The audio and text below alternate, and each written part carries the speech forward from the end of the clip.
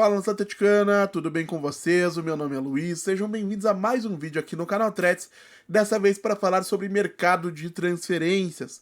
Porque depois da derrota sofrida pelo Atlético Paranaense para o Coritiba na noite do último sábado na Arena da Baixada, o sentimento geral entre torcedores rubro-negros é de frustração, de tristeza, de decepção por conta desse mau resultado. Em primeiro lugar, evidentemente, porque um Atletiba, um clássico local, um derby, nunca é um confronto que se quer perder, muito menos dentro do seu próprio estádio. E em segundo lugar, talvez até mais importante no contexto geral, porque essa derrota, esse mau resultado, impediu que o Atlético entrasse ou se aproximasse de maneira definitiva do G4 da Série B do Campeonato Brasileiro. E esse é o grande objetivo da temporada. O que todos nós queremos mais em 2025 é que em dezembro o Atlético esteja garantido na Série A para a temporada 2026. E a partir do momento que essa derrota acontece, o torcedor que vinha enxergando uma evolução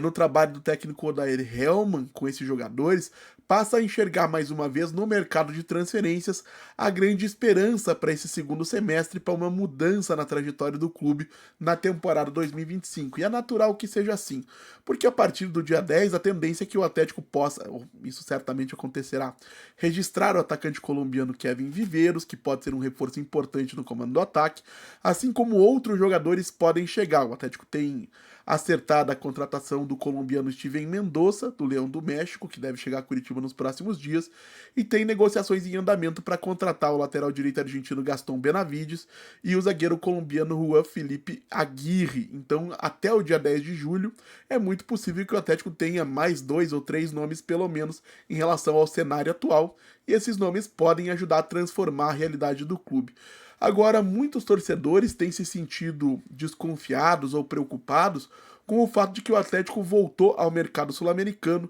depois da incursão frustrada, fracassada na última temporada, quando jogadores como o Leonardo Godoy, o Matheus Gamarra, o Romeu Benítez e alguns outros acabaram não rendendo dentro de campo conforme as suas contratações geraram expectativas no torcedor.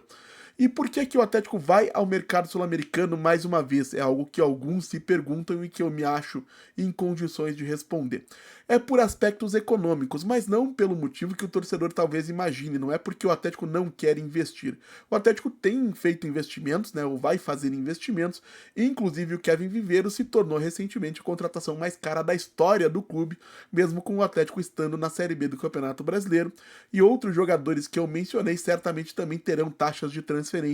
a serem pagas para que o Atlético possa adquiri-los. A grande questão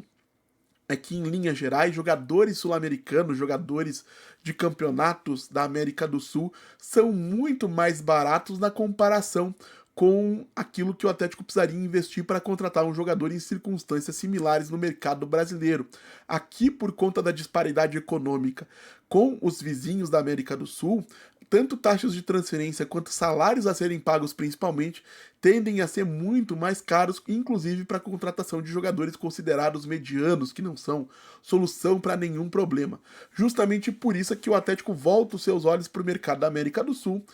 porque pelo valor que o Atlético consegue investir, pelos salários que o Atlético consegue pagar, a disparidade econômica do Brasil com os outros países do continente permite que o Atlético atraia jogadores de primeira prateleira do futebol do Chile, da Colômbia, do Paraguai, do Uruguai, enfim, para a disputa da Série B do Campeonato Brasileiro, que é uma coisa impensável em outros contextos. Então o Atlético consegue contratar no Kevin Viveiros um atacante importante do Atlético Nacional, mesmo que os torcedores, alguns torcedores do clube colombiano tenham comemorado, entre aspas, a sua saída, ou não lamentado a sua saída, o Atlético consegue contratá-lo mesmo estando na Série B, um jogador que vinha tendo um desempenho consistente na primeira divisão de um país vizinho.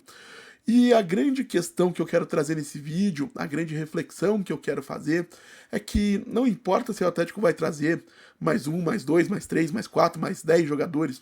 e evidentemente que contratações são necessárias, elas são indispensáveis para que o Atlético possa sonhar mais alto nessa reta final de temporada. A grande questão é que o Atlético realmente precisa de mais importante para mudar a sua realidade nesse segundo semestre é de um modelo de jogo claro,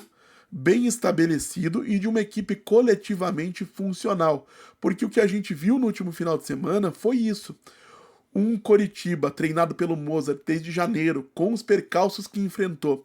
que construiu uma identidade enquanto equipe, ainda que não seja um futebol vistoso ou encantador, é um time bastante competitivo, e o Atlético, que tem no Odair Hellmann, um treinador que tem pouco mais de 30 dias de casa, ainda tentando se encontrar, inclusive errando bastante na formatação da equipe para esse confronto, na minha humilde opinião. E a grande questão, o que eu quero dizer, é que a maior esperança para o segundo semestre continua sendo o técnico Odair Hellmann, porque não há, pelo menos na minha avaliação, um problema crônico de falta de qualidade nesse elenco. O que a gente tem é uma equipe que não consegue competir porque coletivamente não tem ideias claras. Então o Odair, em mais 30 dias, em mais 60 dias, em mais 90 dias, é importante que ele consiga construir essa identidade de time para que o Atlético possa ser competitivo de maneira consistente, conquistar bons resultados de maneira consistente, e aí sim, ao final da temporada, se tudo der certo, e a gente torce que seja assim,